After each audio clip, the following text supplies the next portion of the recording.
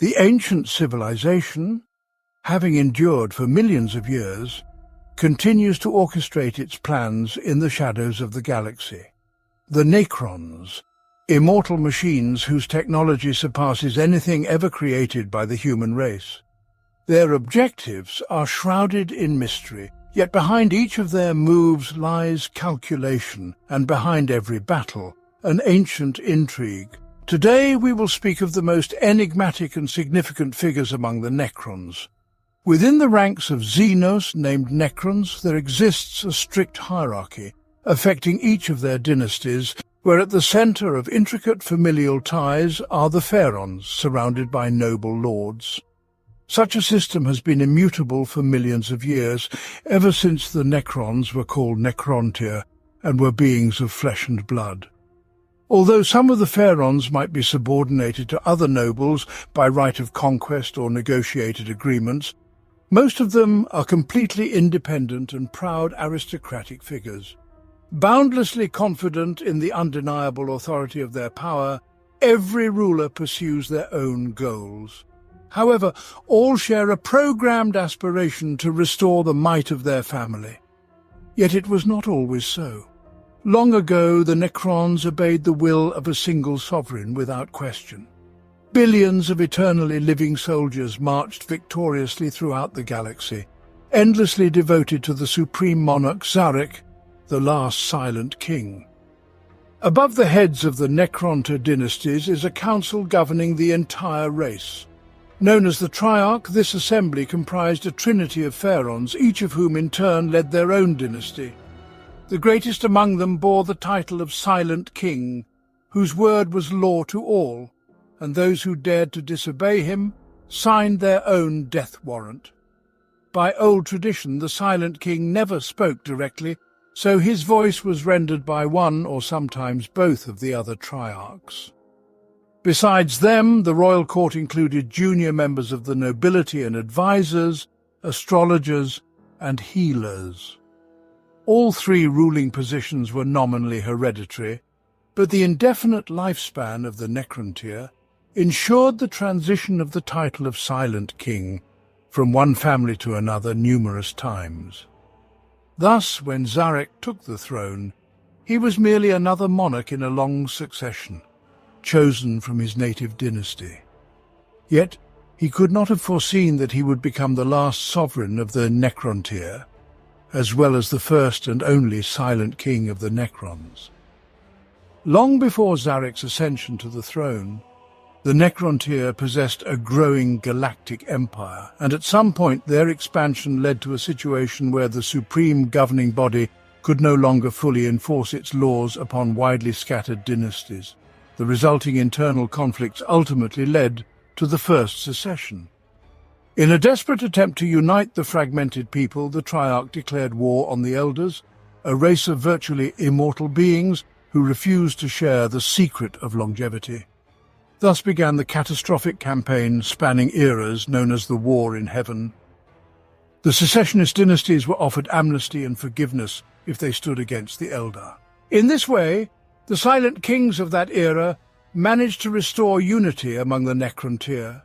Yet a sense of despair veiled their eyes and prevented them from discerning the true power of their adversary. Although the conflict spread across the entire galaxy and entangled dozens of sentient species, ultimately the enemy's superiority led to the Necrontyr becoming a negligible threat and being driven into an isolated territory. It was during this period that Pharaon Zarek ascended the throne of the crumbling empire. In the conditions of the Second Secession, which erupted after a century of exhausting battles, Zarek and other members of his generation were forced to seek a new means to unite their civilization, and they found it. Although perhaps the truth was quite the opposite. It is unlikely that it will ever be known how the Necrontyr made contact with the godlike Catan. But in them, they found allies with whom victory in the War in Heaven could be achieved.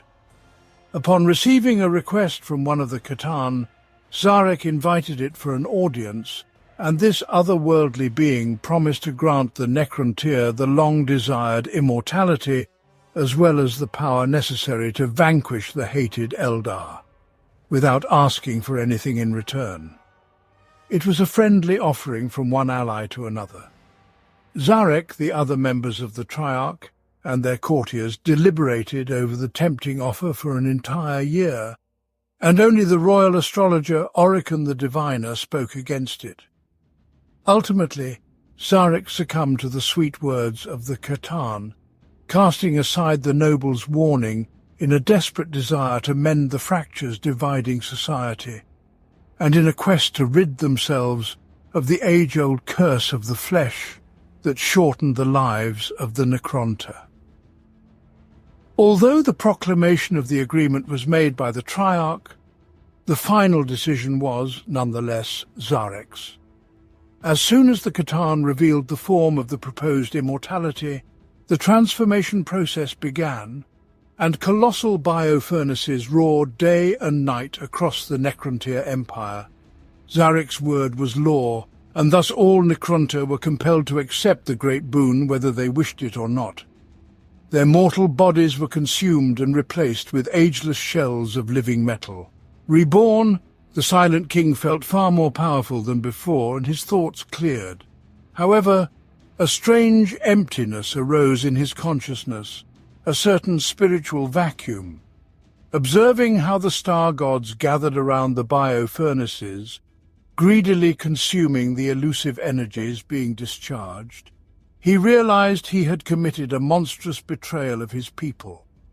And though the Necrontyr were henceforth immune to death, they had to pay for this with their souls, as decreed by none other than Zarek himself. The biotransference endowed the Silent King with tremendous power. The set of command protocols, recorded in the matrix that now constituted his consciousness, ensured the unquestioning obedience of his subject. Though such unity initially seemed a blessing, over time it turned into a burdensome yoke, and his similar authority gradually led towards tyranny. Yet at least it allowed Zarek to implement his plans unimpeded, aimed against those he most blamed for this dreadful curse, the Khatan.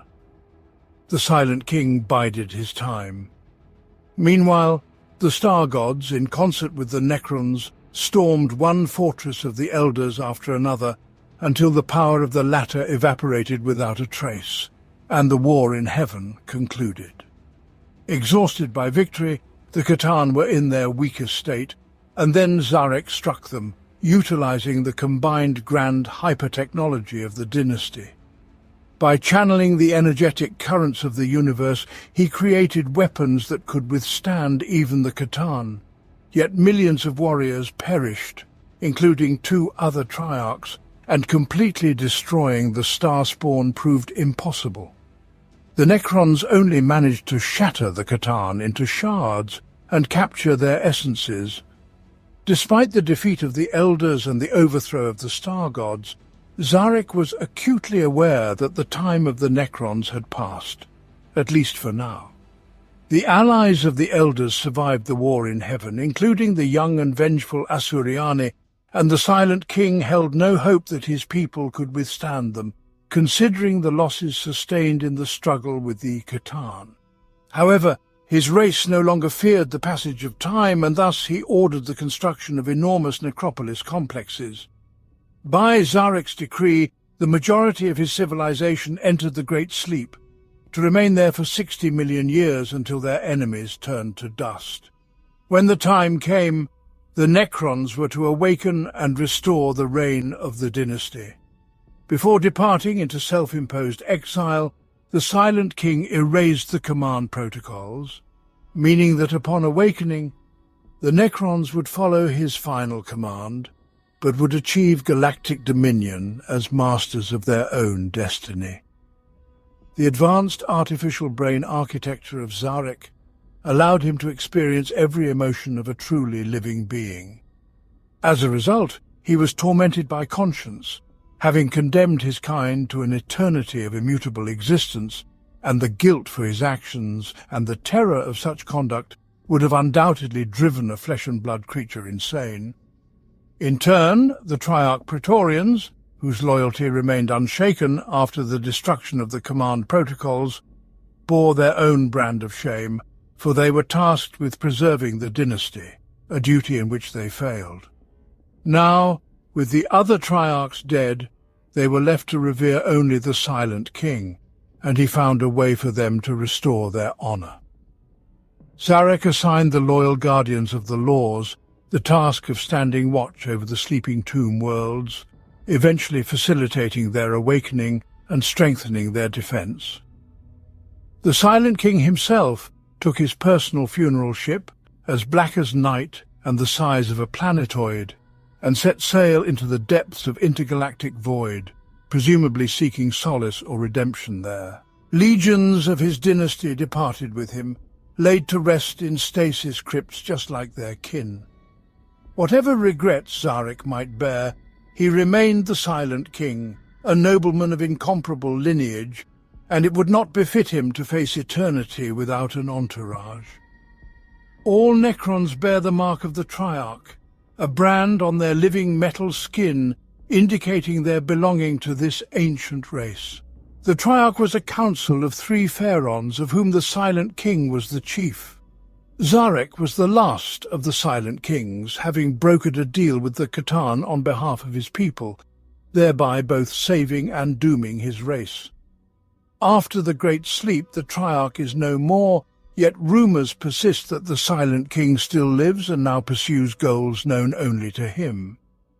The absence of the Silent King in the 41st millennium and the long years of the sleep turned the Triarchal Ankh into a reminder of faded glory. Some aristocrats see it as the cornerstone of the Necron Empire, while others regard it as a relic of a long-past era. Be that as it may, the Ankh remains a symbol of the Necron race, and even those who have lost faith in its power do not remove it from their breastplates. Each dynasty's Ankh color and some elements differ to match the ornament of their pharaon. But despite non-essential changes, the features of the Ankh remain constant. All lines and curves are precisely reproduced on the chests of the Necrons. Each dynasty also has its own glyphs, peculiar variations of the Ankh indicating which pharaon's armies the soldiers serve. Sometimes these symbols are worn alongside the Triarch Ankh, but usually they are made smaller and placed not on the breastplate, reflecting the relationship between the pharaon and the Triarch. Ordinary soldiers rarely use the dynastic symbolism in full, as most are unworthy of such honor. Instead, separate fragments of the glyph are used to signify the phalanxes. Millions of years passed, yet the galaxy continued to turn. In the cold and dark void, Zarek encountered the Tyranids and discerned the consequences of their hunger. He had hopes that the Necrons might return to bodies of flesh and blood, but if the Tyranids consumed all biomass, apotheosis would become unattainable.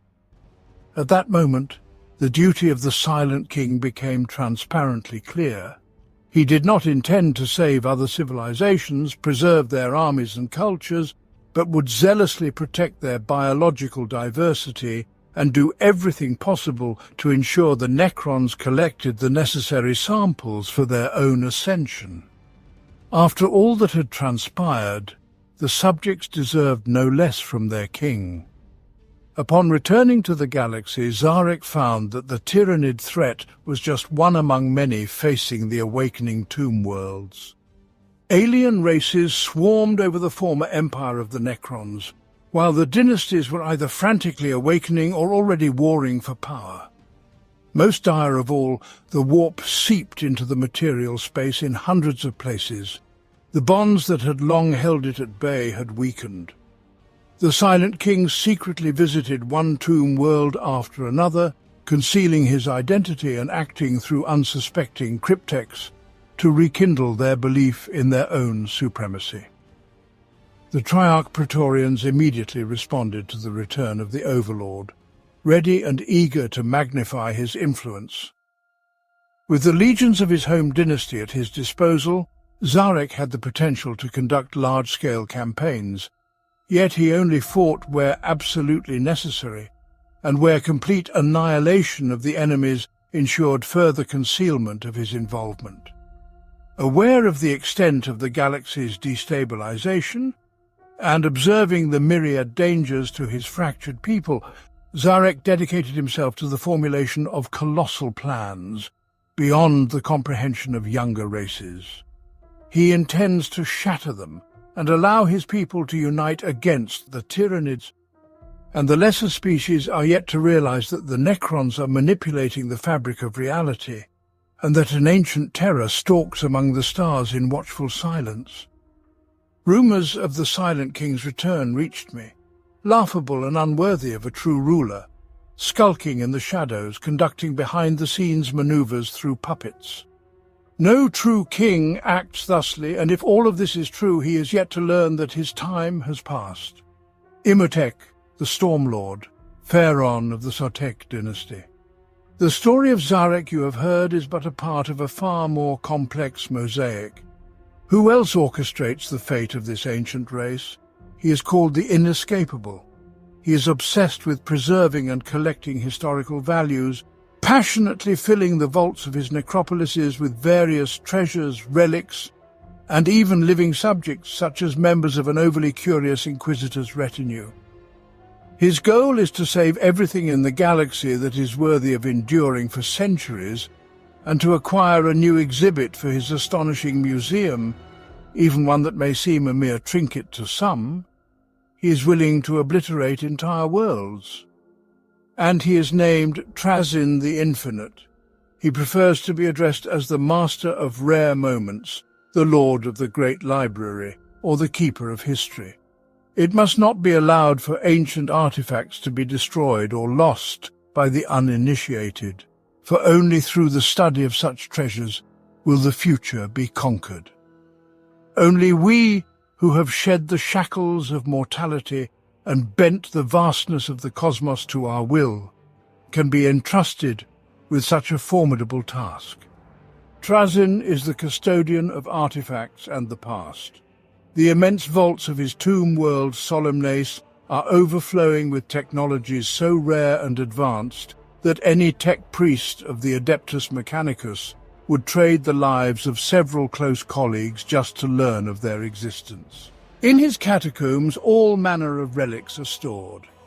Here is the legendary choir of Altansar, made from wraithbone, and the preserved head of Sebastian Thor, the ossified shell of the Overlord, as well as the bell of St. Gersthal and a giant clad in ornate power armor, with a face distorted in an eternal scream. And this is but a fragment of the collection of Trazyn, which he has amassed over the last 60 million years.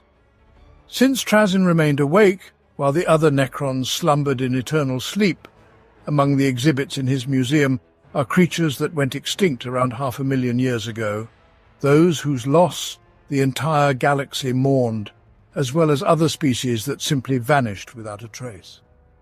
Solemnace is situated on the eastern fringes and is part of the dynasty of the Nihilak. This grey and grim tomb world is hidden in remote space, where almost complete darkness prevails, except for the cold glow of a colourless sun bathing the planet. Both celestial bodies are of artificial origin. The star is a cluster of mirrors, whose angles are precisely calibrated to capture surplus energy emerging from a powerful source within the depths of the planetoid. The planetoid itself, in turn, represents a colossal Dyson sphere, with a shell of nanomachines and an artificial atmosphere. Inside are hundreds of tiers slowly rotating around a core where a Catan is imprisoned, the jewel of Trazyn's collection and, according to him, the source of his power. However, this is not the only star god languishing in his captivity. By the end of the 41st millennium, the Archaeovist captured a shard of Nyadrazatha, the Burning One, which he arduously extracted from the depths of the planet Midgardia, located in the Fenris system. The most impressive of Solemnice's wonders are the prismatic galleries, winding halls with an extensive collection of sculptures, where events deemed worthy of eternal memory by Trazyn are recreated. The scale of compositions varies from the meeting of the last conclave of the craft world Yanden to the grand slaughter at Tragus. Among the most grandiose expositions is the subterranean war on Kull, where the word-bearers and ultramarines clashed. However, these exhibitions do not merely feature statues, but also living beings transformed into contrasting holograms through mysterious technology. Among them are genuine shapers of history, frozen in moments of triumph or defeat. Whisked away to solemnness, they stand forever as testimonials to their deeds. Among them is even the flawless clone of the Primarch Fulgrim. It was handed over by the notorious Fabius Bile in exchange for the pure gene seed of the Emperor's Children Legion, which had disappeared during the era of the Great Crusade. Thus the progenitor ransomed himself from Trazyn, who desired to claim him, or at least one of his clones, for his collection. According to Trazyn himself, centuries ago he was close to capturing another son of the Emperor, Guilliman. Moreover, before the resurrection of the Primarch in a skirmish with Captain Sicarius on the planet Veniamore, the incalculable let slip that he was considering a visit to Macragge, believing that the frozen godling of the Ultramarines would feel more comfortable in his company. Trazyn's treasures continue to grow, for history does not stand still, and accordingly he tries to keep pace with time. Unfortunately, few worlds obediently give Trazyn the artifacts he needs, selfishly hiding a few items significant to their civilization, instead of entrusting them for eternal preservation.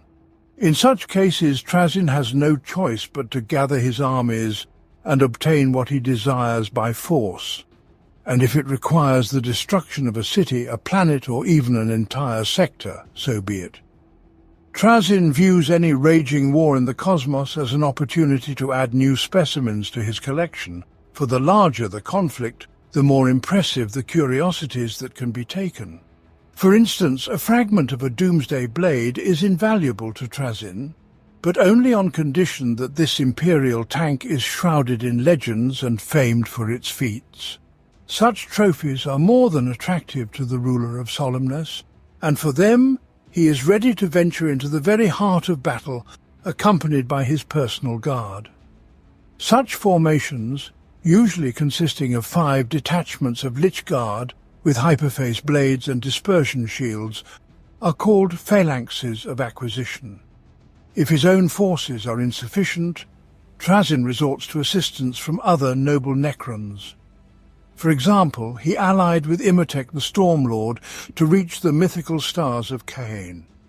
When the Tyrannid Hive Fleet Behemoth invaded the galaxy and threatened Solemnas, Trazyn's eternal rival Oricon the Diviner even prophesied his demise and the destruction of his museum at the claws of the Great Devourer.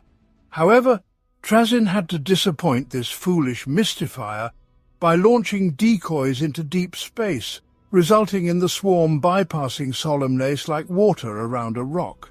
Later, Oricon attempted to destroy Trazyn's gallery, orchestrating malfunctions in the stasis systems of the exhibits, considering Solemnas a blight on the galaxy, obscuring his sight. Trazyn managed to drive away the Cryptek, but since then he dreams of placing him in a diorama dedicated to the war in the museum that he instigated. Upon learning that the planet Solemnes was mysteriously bypassed by the bio-horrors of Hive Fleet Behemoth, the Inquisition questioned the reason. Inquisitor Valeria led an operational group to investigate the circumstances and uncovered thousands of wonders in Trazyn's vast galleries. However, when the astonished uninvited guests delved deeper into the planet's innards, the tomb awoke. The ensuing battle caused chaos and led to the destruction of several exhibits particularly treasured by Trazyn, forcing him to intervene personally. At the climax of the battle, Valeria shot the curator of the museum with a graviton emitter, but moments later the Overlord emerged from the shadows, unharmed and whole. Ultimately, the remnants of the group saved themselves by retreating to the shuttles, leaving Solemnus to continue guarding its secrets. Trazin saw a kindred spirit in the Inquisitor and subsequently sent her a chest, a tesseract trap. Somehow, Valeria managed to escape it and even learned to use it as a prison for her enemies. It is not known for certain what happened to her, but she likely fell victim to the Puritan Inquisitor Caterina Greyfax, who was ultimately captured by Trazin in retaliation for her murder. Among those Trazin often crosses paths with is Vulcan Hastan of the Salamanders chapter, who has already been attacked twice by the Necron overlord. During their first encounter, the stranger attempted to wrest the warrior's weapon, the Spear of Vulcan, from his hands. The Infinite is keenly desirous of acquiring this technological marvel, and it is quite possible, though not proven, that he is behind the mysterious deaths of several previous Forge Fathers. Later, the ancient Xenos tried to ensnare Hestan during a crusade, but the indomitable warrior thwarted him yet again. After the opening of the Great Rift, many believe that the devastating warp disruptions in communication and travel have rendered the search for Hestan impossible. However, it was in this darkest hour that a new clue emerged, a bright ember in the darkness of the Imperium Nihilus on a world called Null, an ember hinting at the location of another Primarch artifact known as the Free Flame. And only time will tell if Trazin had a hand in this yet again. Occasionally the living statues in the galleries are shattered by a malfunctioning Canoptech wraith crashing into them, a ceiling collapse, or, as in the catastrophic case described earlier, a shootout between Trazin's subordinate warriors and the entourage of an overly curious Inquisitor, most of whom now form a separate composition on one of the upper floors. Such incidents cause Trazin annoyance, as he has to pause the search for new valuable acquisitions and find replacements for the lost ones. Of course, few statues are replaceable, but Trazin sets the standards in his museum himself. Therefore, if he decides that one of the contrasting pieces will fulfill its purpose even with a replica, however inaccurate it might be, he will undoubtedly acquire it. For example, 1/10 of his exhibit, The Death of Lord Solar Macarius, consists of holographic Imperial Guardsmen whose military uniforms differ by 300 years from historically accurate ones.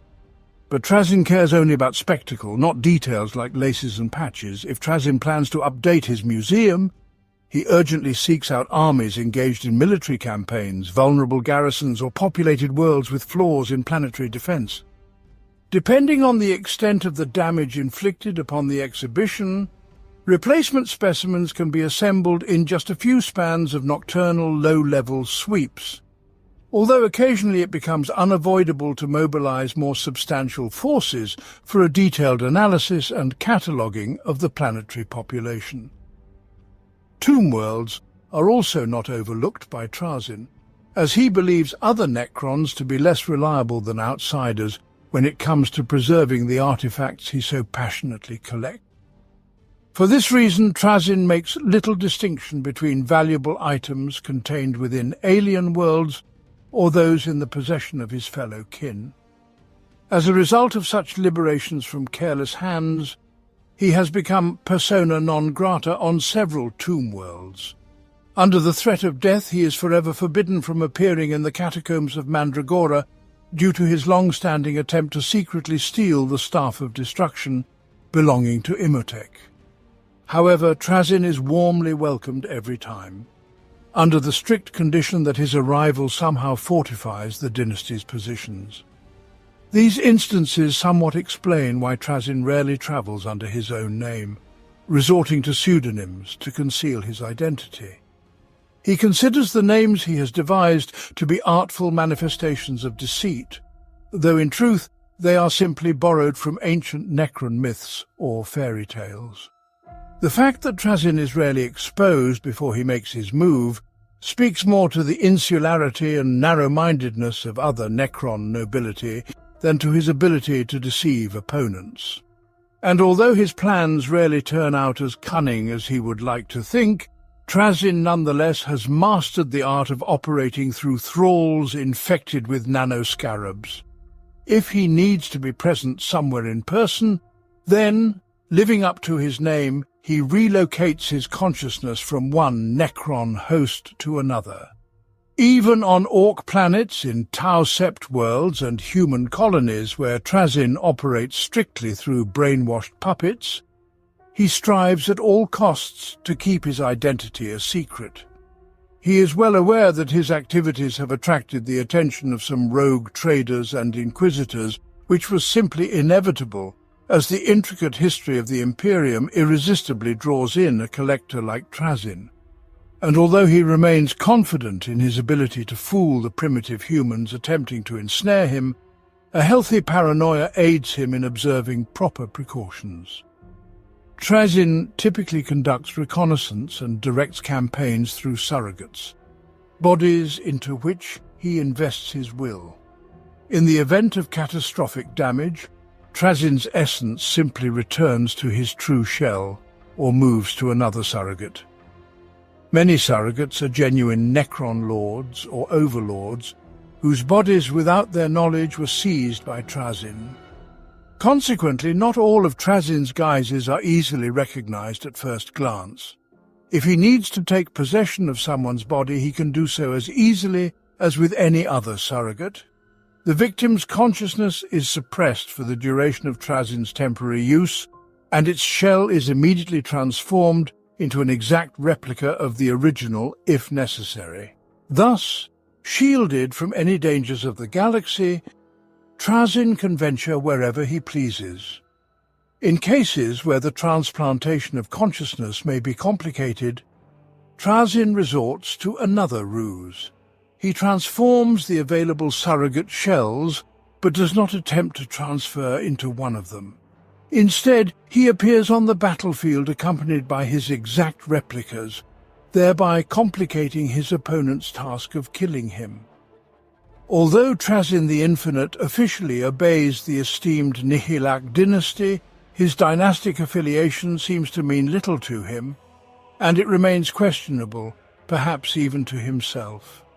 Instead of the Ankh on the chest, Trazyn wears the familial glyph of Nezarec, which among the Necrons is considered an audacious gesture, even though the Triarchies have long ceased to be.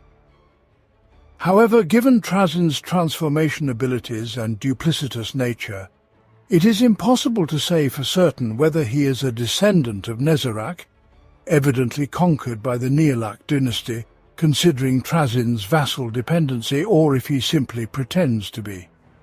Trazyn is armed with the empathic obliterator. The exact origin of this unusual staff remains a mystery to everyone except Trazyn, but rumours suggest it is partly a product of technology devised by the long-vanished Old Ones. When the empathic obliterator claims an enemy's life, a psionic shockwave radiates from the fallen body, killing all nearby beings with similar consciousness and intentions. Thus it is the perfect weapon for a being like Trazyn, who scorns exhausting physical combat and prefers to deliver a single powerful strike at the opportune moment. Of late, Trazyn has been obsessively taking steps to preserve ancient items of interest to him. The days when caution and meticulous planning were necessary are swiftly passing. The tumultuous clamour of battles grows louder in all corners of the galaxy, engulfing temples, cities, planets, and even entire civilizations much sooner than Trazyn has the chance to catalogue and salvage everything worthy of it. The fiercer the war blaze burns, the more decisive the measures he takes for the preservation of the galaxy's greatest treasures. And now, for the first time in millions of years, Trazyn is mobilizing the entire might of the Solemnus legions to protect various planets from the onslaught of ignorant barbarians, while conducting thorough cultural research. Consequently, Trazyn's forces have already occupied many worlds of the Imperium, where the local inhabitants are enslaved by his relentless minions. And it seems the Solemnus legions do not intend to stop there. It is impossible not to mention the events that describe Trazyn better than any other facts. After the invasion of Hive Fleet Behemoth, xenobiologists and inquisitors of the Imperium were left with numerous unresolved mysteries. The search for answers to one such question led Inquisitor Valeria to Solemnas, as she sought to understand why this tomb world remained untouched, when every other planet in the path of the Hive Fleet now lay in ruins. Nothing could have prepared Valeria for what she discovered in the silent darkness beneath the craters of the lifeless surface of Solemnes. Endless catacombs filled with advanced technologies and long-lost artifacts from Imperial history, along with a vast gallery of intricate holographic sculptures, life-sized and frozen in bizarre scenes from historical events. Valeria's team only had a short time to be awed by the witnessed wonders before the tomb world awakened and turned in displeasure at the uninvited guests. Wave after wave of Canoptek scarabs and Necron warriors advanced from all sides. The very air howled from the firing Gauss rifles. Trying to seize the initiative to save her surrounded subordinates, Valeria launched an attack against the shadowy figure directing the carnage. Carefully aiming, Valeria discharged a pulse from the graviton emitter that turned the Necron Lord into a twisted and melted heap of metal. But in just a moment, an identical figure emerged from the darkness, whole and unharmed. This time Valeria plunged a dagger into the heart of the enemy, but before the sparking body of her opponent could even hit the floor, yet another Necron Lord emerged, crushing the faceless remains at her feet. Valeria then ordered a retreat to the shuttles. Only a handful of the expedition's members survived and reached their destination, but empty-handed. To Valeria's great disappointment, the tomb world of Solemnes continues to guard its secrets to this day. The next event occurred in the year 933 of the 41st millennium. A Necron fleet under the command of Trazyn the Infinite arrives on the planet Midgardia, located in the Fenris system. The Overlord seeks to find a shard of the Catan that sleeps at the heart of the world. Enraged by the enemy's audacity, Logan Grimnar leads a vast army against the Necrons. The poisonous jungles and underground cities of Midgardia become the field of a fierce battle. The year 943 of the 41st millennium. Tok'ran Crusade. Trazyn the Infinite declares that he has found the Song of Entropy, one of the lost artifacts of the volcano, leading to a decade-long war between the Salamanders and the Necrons of Solemnes. It turns out that Trazyn was bluffing to lure Histan into a trap, and again attempted to eliminate the Forgefather to claim the coveted Spear of Vulcan. Knee-deep in the remains of their foes, the 6th Company Space Marines fight back-to-back, continuously fending off the surrounding Necrons with bolters and flamers. Throughout the battle, 40 battle brothers perish, but ultimately Histan prevails against Trazyn once more. In the subsequent event in the history of Trazyn, the Infinite learns that a sparsely populated Imperial garrison world conceals an ancient secret. Deep beneath the planet's main defensive structure, Fort Hallstatt, also known as the Traitor's Gate, lies buried a centuries-old crypt made of wraithbone, hidden away for some past transgression. Inside it, as Trazyn discovered, are the Stars of Cain. Though they appear as intricately crafted gemstones, they are, in truth, a terrifyingly powerful weapon of the Eldar, forged during the war in heaven. To achieve his objective, Trazyn proposes an alliance to Imhotep the Stormlord and Urban the Merciless, Lord of the Tomb World Zidaron, promising to give each of them one legendary star if they assist him in acquiring them. Trazyn cares little about the destructive potential of the Stars of Cain, being interested only in their exotic nature. In truth, he intends to steal the artifacts given to his allies in the event that they are foolish enough to actually use them as weapons. Thus the Necrons set out to attack the unsuspecting Imperial garrison on Vaniamor, intending to conduct a precisely planned raid and ultimately lay their hands on the stars of Cain. However, their plans did not account for the intervention of the Eldar. I hope these events allow you to envision what Trazyn is capable of in pursuit of artifacts for his collection, as these may not be mere trinkets for their owner, but part of something greater that we may learn about in the future. Now, let us delve into the past, into the darkest secrets where a power capable of destroying the galaxy itself lies hidden. For we shall next discuss the enigmatic Void Dragon, which may have been the cause of the rise of the Mechanicus, and how this is connected to the Emperor himself. Who or what is the Dragon of Mars, imprisoned within the labyrinth of night on the Red Planet? Although various sources have long indicated that a shard of the Catan Void Dragon resides on Mars, playing a key role in the rise of the tech cult, the misunderstanding persists that it had no influence at all, and its presence in the foremost forge world of the Imperium is nothing more than unsubstantiated rumor. It is time to reveal the truth, no matter how inconvenient it may be for anyone. The first source to offer ominous hints about the machine god is the Codex, Necrons, 3rd edition. Initially, the article Necron Mysteries stated that the Mechanicus worshipped their deity long before the arrival of the Emperor, and finally there is the machine god whom the Adeptus Mechanicus venerates. In the theology of the Imperium of the Amnisti, there is merely one aspect of the God-Emperor. This doctrine is so deeply ingrained in the minds of all who are acquainted with it that it elicits no questions. Yet the oldest records of the Mechanicus claim that on Mars, the machine god was worshipped long before the Emperor declared his reign on Terra. They speak of the incredible knowledge that humanity acquired during the golden age of technology, which nevertheless led to humanity's fall into the age of strife. The mere existence of such heresy in the very heart of the Imperium is monstrous. However, what remains hidden may be even more terrifying.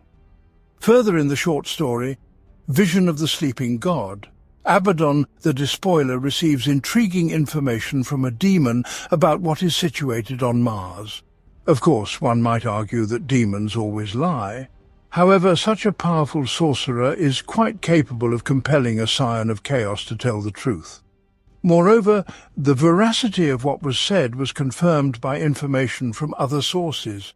In the shadow of Terra, beneath mountains of mist, a new form of death slumbers. Humans are sacrificed, but the precious souls are not devoured. They are cast aside to drift with the current. Many demons gather for this feast, like scavengers savouring the scraps from a rich table. Zaraphiston turned to Abaddon. Mars lies in the shadow of Terra, and the mountains of mist are Noctis Labyrinthus, if our auguries are correct. The Despoiler nodded and fixed his gaze upon the demon, which cowered beneath him. "Show us what is on Mars." The demon lost its clarity of form, and in its place a bloody mirror emerged. The traitor Astartes beheld an enormous basalt chamber, filled around its perimeter with silvery machines that rose high up. On the floor stood a sarcophagus of adamantium and gold. From each machine in turn, a beam of incredible energy arced into the sarcophagus.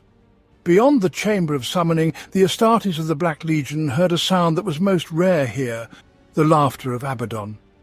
Finally, in the story Interrogation of Adept Cortez I, the unfortunate tech adept recounted how he ventured into the lair of the extra-dimensional and made a shocking discovery. Cortez I shuddered as the memories flashed before his eyes. "I beheld the lord of this place, and the moment my gaze fell upon him, I understood that I was doomed. But not to die, rather to comprehend the full depth of mysteries surrounding me. The machine god, do you understand? He is everywhere. He fed upon us. I saw my expedition companions on Telmax offered to the machines. Their bodies and souls were decomposed into components and fed to the machine god. Why I was returned back to the normal world I do not know. and now I understand everything in which I believed is a lie. The machine god does not love us, and he does not need our worship. We are his toys, and I do not wish to be tainted by such evil." Cortes I realized that the machine god was akin of the extra-dimensional, as he too commanded the machines. I alone survived among all, but when I awoke and discovered that I had been transported beyond the Emperor's light, I saw scenes of utter chaos. Living obelisk machines emitting torrents of lightning into the skies, horizons reaching upward and around, a surface encompassing an enormous red sun, but it was so close it seemed one could touch it. The sun hung like a malignant red eye in the firmament, and the machines fed on its endless energy like eerie parasites. Shortly before the release of the Necron Codex 3rd edition, materials discussed the Martian Gambit, a bid by 5 Necron ships to break through to Mars. However, preparations concluded in the year 998 of the 41st millennium, when 5 shrouds executed a suicidal assault on Mars. It is unknown why the Necrons made this precise strike.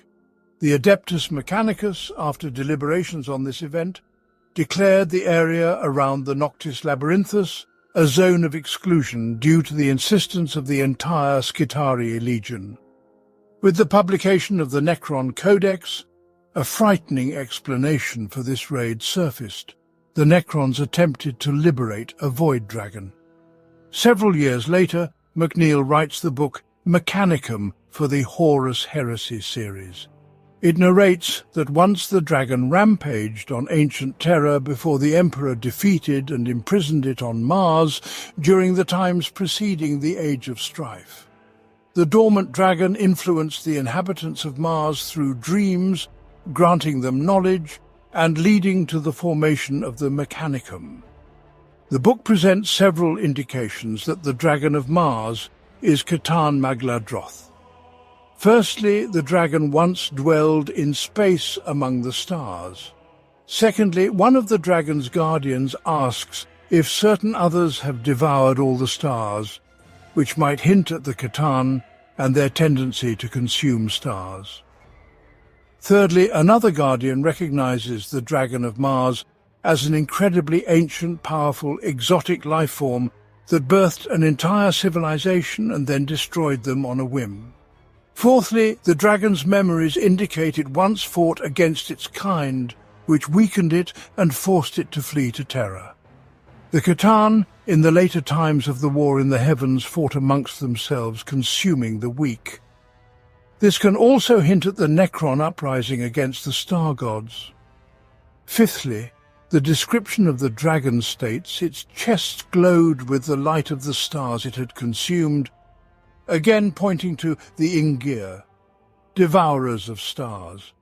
Sixthly, during the battle with the Emperor, the dragon's skin was described as silver in colour, harder than steel. Yet when struck forcefully enough, it quivered like liquid mercury. By all indications, this is necrodermis, from which the bodies of the Catan are composed. A fairly clear picture emerged, but when the 5th edition was released, the information was partially rewritten, and many materials were questioned. However, over the years, the relevance of most of the information about the Catan from the 3rd edition was confirmed by new works, with the caveat that in several episodes now featured shards, not entire star gods. As for the Void Dragon, the fact that its shard is located on Mars was confirmed in the book Mechanicum's World by Ben Counter. Barcida, which the Imperium managed to stop at the cost of the life of an entire Space Marine chapter, was heading toward Mars by the will of its master Hykeroth, who intended to awaken a shard of the Void Dragon on the Red Planet. As the sergeant approached the enigmatic structure, lights flickered at the base of its wall, assembling figures in the air akin to a holographic projection. Glowing spheres surrounded by Necron glyphs formed a star system, as Faraji discerned. The yellow orb at the very centre represented the Sun, and myriad colourful planets orbited it, each with its own glyphs apparently revealing the world's name. The scouts dispersed throughout the hall, checking each corner for hiding enemies. Besides the structure in the centre, the room was otherwise empty, and Faraji surmised it had been deserted for a long time. Brother Kazin stepped into the projection, and as the lights danced upon him, the sergeant realized that the image emanated from the eyes of the Necron statues. "Brothers, let us conduct a quick analysis," Faraji said. "What do you see?" "Certainly not the Varv system," Neilhar confidently declared. "It has 11 planets and no gas giants of this size." "Then what is it?" "Nothing of the sort comes to mind from the battle annals." "No, the history of our order is irrelevant here," Kazin contradicted, gazing at the slowly drifting planets towards them. "This is something from a sacred text." A bifurcated red line meandered around the room, forming a route leading from above to the system at the center of the hologram. "It was the course of a spacecraft. 9 planets," began the sergeant. "A star in an intermediate stage of evolution, 4 gas giants, an icy rocky chunk on one edge, which hardly qualifies as a planet, a scorched stone sphere on the other, followed by a poisonous sphere, and then a world every human would instinctively recognize. Do you not recognize it, brothers?" "The solar system," Faraji said. The sergeant approached the 3rd planet from the sun, which had an unusual appearance, all blue and green, strangely composed of land and oceans. However, if one were to remove the ocean land, char it black and scarred, and impose a massive blotch from a continent-sized structure resembling a blister, it would instantly become astonishingly familiar. "This is Terra," Faraji nodded. "The Earth, and this here is Mars." The astral knight pointed to the rust-red sphere of the 4th planet. In the illustrations, it at least resembled more of its current self, except it lacked only the colossal forges beside Mount Olympus and the orbital docks for the line fleet. The spacecraft spiraled towards the heart of the star system and halted at the red planet, around which glyphs immediately bloomed. "They are heading to Mars," Kasim was horrified. "A forge world?" Samal inquired, puzzled. "What else?" Faraji said. "It is the tomb of the Barsida lords. Here they recorded their purpose, to deliver the forge world to Mars." "You think you're the master of Barsida?" Turekin challenged. "It is he who governs you. He cannot be diverted from his path. What will become of you when he leads you to the destination? Do you suppose what lies on Mars will welcome you as a liberator? It will tear you apart. It will destroy you who have not venerated him, who continue to deceive your kin." Fekaroth launched another volley of necrodermis knives from his chest and severed Turakin's 2nd arm, causing it to fall with a spray into the mud. Screeching with servo motors, Turakin's legs buckled, and he collapsed into the riverbed. "Do you hear me, people?" Turakin loudly proclaimed. "Barsida will end its journey. Your red world will fall. Your blue world will fall. Your race will dwindle when my dynasty arrives." Fekaroth formed an enormous necrodermis blade around his hand and plunged its end into Turakin's neck. The vocal emitters abruptly fell silent. The head, completely detached, fell into the mire and vanished within its foul depths. What conclusion can be drawn? The Dragon of Mars, a mighty shard of the Void Dragon, managed to escape capture by the risen Necrons, but weakened and forced to feed on the life energy of mortals upon ancient Terra. It was bested by the Emperor, and in the times before the Age of Strife, was imprisoned on Mars in the Maze of Night, constructed by the Necrons, possibly as a prison for a Catan shard. The fragment Magladroth, likely during the Dark Age of technology, influenced humans and bestowed various wonders upon them, as it did in later periods. During the Age of Strife, under the influence of the Void Dragon Shard on Mars, the religion of the Techno-priesthood was formed. Perhaps its establishment was orchestrated by the Emperor from its inception. Millennia later, the Necrons repeatedly attempted to break onto Mars to free the Shard of Magladroth, and their schemes related to this surely bode ill for humanity. If you enjoyed this journey, don't forget to like, subscribe to the channel, and click on the bell to avoid missing new stories about the grim future. Thank you for being with us, and until we meet again in the world of Warhammer 40,000.